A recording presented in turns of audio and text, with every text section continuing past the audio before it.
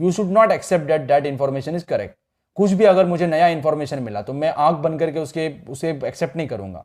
I have to critically examine that, I have to ask questions ask पूछूंगा, critically examine करूंगा। So after examination I have to come to a conclusion that this information is correct or this information is wrong.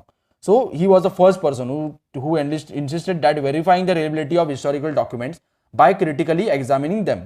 Among the rules given by him in his book, discourse on the method. So whenever you are studying, please underline this.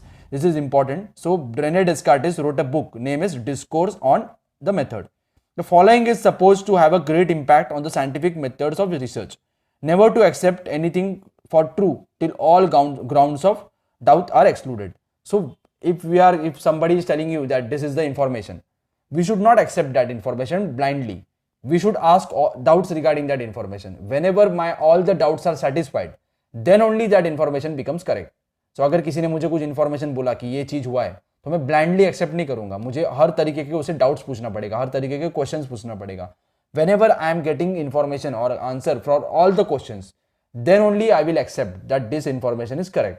So I need to ask all the questions. Then there was a historian called as Voltaire. Voltaire was from France. He was born in 1694, died in 1778. Voltaire's original name was Francois Marie Ariot. This is the original name of Voltaire. He was French. He opined that along with the objective truth and chronology of historical events, considering social tradition, trade, economic, agriculture, etc. is equally important. So he was telling that we should not only study about chronology. So ये जो मैंने पहले बताया था first part में भी, linkage of events के बारे में हम पढ़ते हैं हिस्ट्री में। जैसे इंडिया के हिस्ट्री के बारे में पढ़ेंगे तो हम एक इवेंट्स के बारे में पढ़ेंगे कि पहले 1857 में फर्स्ट वॉर ऑफ इंडिपेंडेंस हुआ था, उसके बाद ब्रिटिश गवर्नमेंट का रूल आ गया, उसके पहले ईस्ट इंडिया कंपनी का रूल था। After that, people started fighting against the Britishers. Then in 1885, Congress was formed. Then after that, Congress was split between extremists and moderates. Then Mahatma Gandhi came to India. Then civil disobedience movement, Quit India movement. तो ये chronology के बारे में पढ़ते हैं, एक sequence के बारे में पढ़ते हैं. So Voltaire was telling that whenever we want to study about history, सिर्फ ये sequence के बारे में, chronology of events के बारे में पढ़ना important नहीं है. We should also study about the life of the people. We should study about the agriculture, trade, traditions, social life of the people, agriculture. We should study about the history from all the angles. सभी चीज़ों के बारे में हमें पढ़ना पड़ेगा. Whenever we are studying from all the angles, then only we can say that we have understood the life of the people. तो लोगों के लाइफ के बारे में पढ़ना बहुत इंपॉर्टेंट है, सोसाइटी के बारे में पढ़ना बहुत इंपॉर्टेंट है. सो अगर मुझे इंडिया का शिवाजी महाराज का हिस्ट्री पढ़ना है तो उस हिस्ट्री में जब भी मैं पढ़ूंगा तो मुझे उस टाइम पे लोगों के लाइफ कैसा था वो पढ़ना पड़ेगा.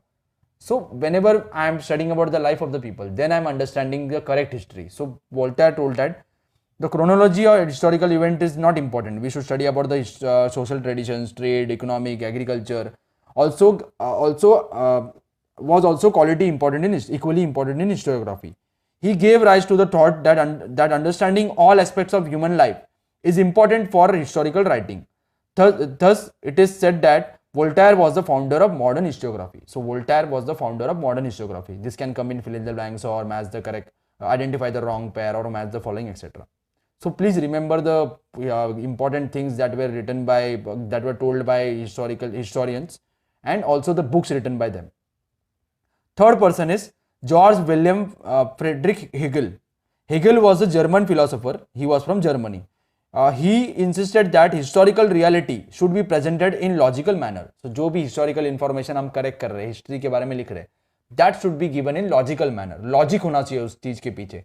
कुछ भी आप बोलोगे तो हम assume नहीं करेंगे, accept नहीं करेंगे. There should be some logical reason. There should be some proof that you should give. To him, the timeline of historical event was indicative of progress. So ये जो timeline होता है कि इस चीज के बाद ये हुआ था, इस चीज के बाद ये हुआ था. For him, this was indication of progress.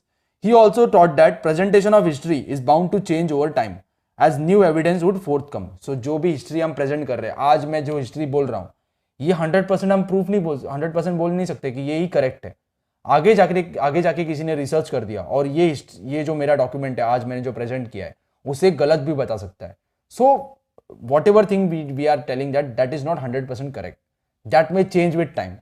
So he told that history is bound to change over time as new evidence would henceforth come. With Hegel's philosophy, many scholars were convinced that historical methods were not for lesser quality, though they differed from scientific methods. So because of his research, people who were studying history, they came to know that study of history is also important like study of science or scientific method. The collection of his lectures and articles is published in the book entitled Encyclopedia of Philosophical Science. So book written by Hegel is Encyclopedia of Philosophical Science. His book Reason is History is well known. So let us read what is given here. It is good to know. According to Hegel, grasping the meaning of any events happens in the terms of two direct opposites. See, जो भी मैं event के बारे में study कर रहा हूँ, एक ही एंगल से उसे स्टडी नहीं करना चाहिए, दो एंगल से स्टडी करना चाहिए. एक पॉजिटिव वे से थिंक करना चाहिए, एक नेगेटिव वे से थिंक करना चाहिए. पॉजिटिवली हम उसके बारे में क्वेश्चन पूछना चाहिए, नेगेटिवली क्वेश्चन पूछना चाहिए. दोनों तरीके से क्वेश्चन पूछ के हमें प्रूव करना चाहिए ये करेक्ट है क्या नहीं है. जैसे गॉड के बारे में हम पढ़ते हैं या गॉड के बारे में सुनते हैं, so we should not accept that god is there और god is there. So we have to ask positive things about that also and negative things about that also. Whenever we are studying from both the angle, then only we will understand better in the better way. Human mind cannot understand the true nature of that event without understanding the opposites. So कुछ एक चीज positive thing के बारे में हम जब भी पढ़ते हैं तो पॉजिटिव थिंग के बारे में हम अच्छी तरीके से और पता लगा सकते हैं जब भी हम उसके नेगेटिव थिंग के बारे में भी पता लगाते हैं. For example, true, false, good, bad, etc. In order to understand the true nature of thing, one needs to know both true and false. Similarly, good and bad. So both the things we should know. What is good, what is bad. So दोनों angle से हमें study करना चाहिए. This method of analysis, which is based on opposites, is known as dialectics. So we are doing dialogue. We are doing dialogue with the historical events. So हम dialogue कर रहे हैं कि ये correct है क्या, ये गलत है क्या. So that is known as dialect. In this method, a theory is proposed. At the beginning, this is called as thesis. Thesis मतलब assumption. So हम positive assumption भी करते हैं और negative assumption भी करते हैं. So thesis. Then another theory is proposed. See, ये positive assumptions होते हैं. That is called as thesis. Then another theory is proposed, which is contrary to this, which is opposite to this thesis. This is called as antithesis. So positive मतलब positive चीज होता है thesis. Opposite होता है antithesis. After a thorough logical discussion of both the new thesis is proposed. So दोनों के बारे में हम जब भी लॉजिकली थिंक करते हैं, पॉजिटिव के बारे में, नेगेटिव के बारे में, उसके बाद हम एक कंक्लूजन पे पहुंचते हैं. So he proposed that which includes gist of both thesis and antithesis. This process of arriving to new thesis is called as synthesis. So हमें synthesis करना चाहिए. किसी भी चीज को blindly accept नहीं करना चाहिए. We should study about that thing in positive way also, negative way also. Whenever we are studying from both the angle, then only we should come to a conclusion. That conclusion is called as synthesis. We should do a synthetic analysis of that thing.